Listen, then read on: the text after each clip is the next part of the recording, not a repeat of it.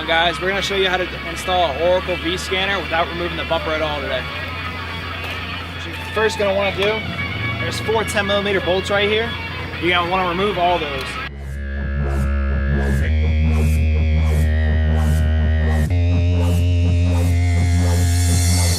Once you remove these 4 10mm bolts, there's 6 plastic push pins, and you're just going to have to remove those.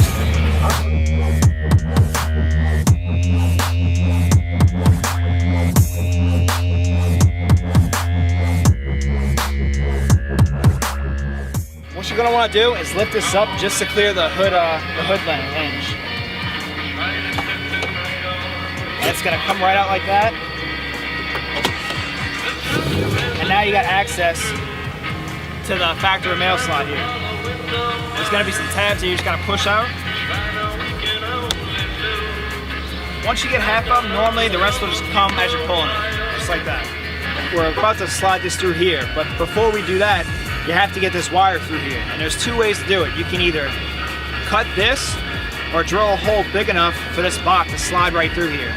The way I'm going to do it is I'm going to cut this and drill a small hole just to feed this wire through.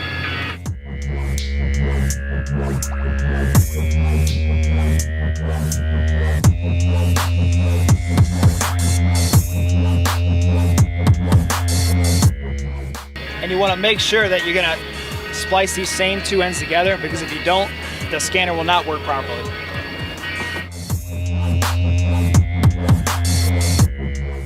So now that we got the scanner in and the wire through, we're going to want to reconnect. 2 ways you can do this. You can either butt connect it or solder it. I'm going to butt connect it today.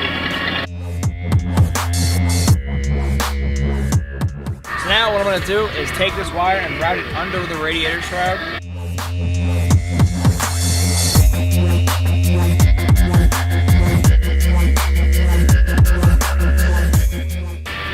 Come out right here. Now for the constant power, we're going to be hooking it up to this fuse box lead right here. It's a 13mm bolt, and you're just going to have one just big enough to where it'll go through that bolt.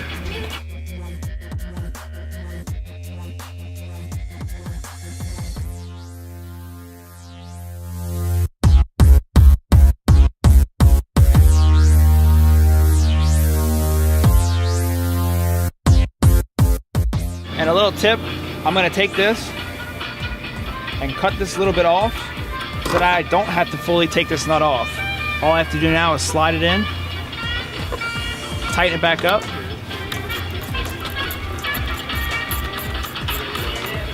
and now the power's done.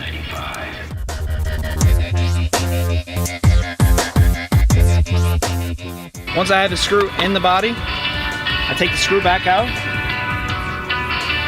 slide through the ground. Unlimited back of the pit lanes prepared, please. Unlimited back put it back in the hole I just made, please.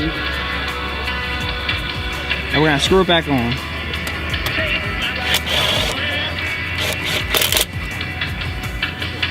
And that's the ground.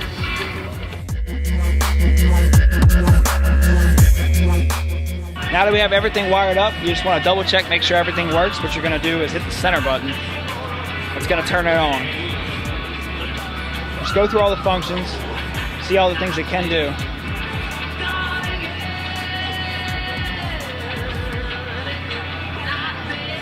Once you see it's working, just reassemble.